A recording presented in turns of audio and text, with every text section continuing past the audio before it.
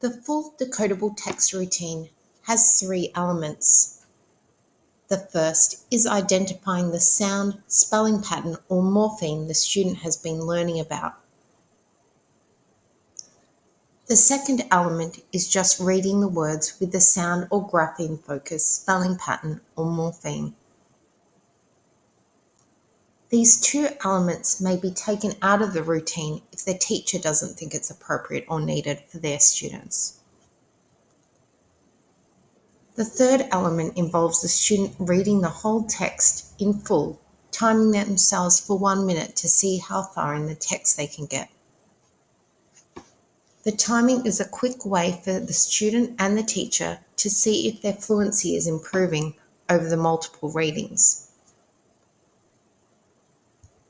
When first setting up the routine, teachers need to prepare by selecting 3 texts from the stage the student is working on.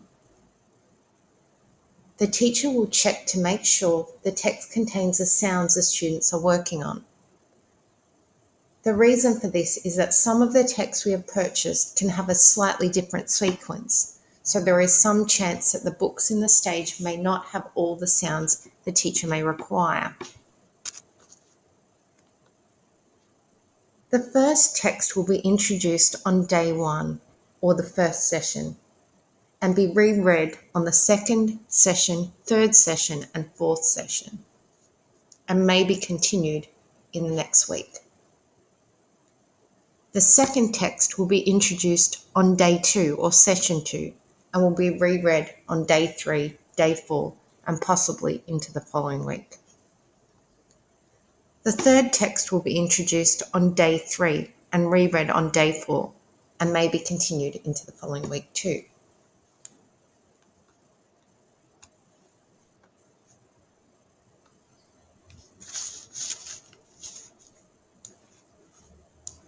All 3 texts can be used the following week to further develop their fluency, and this is encouraged if students are not showing fluent reading at the end of the first week.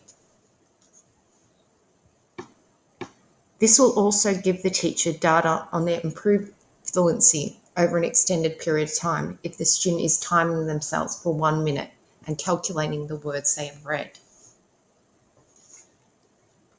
Students should definitely stay on the books they are reading until they are displaying fluency, which means they are displaying accuracy, which means they are not having to rely on sounding out and are pronouncing the words accurately.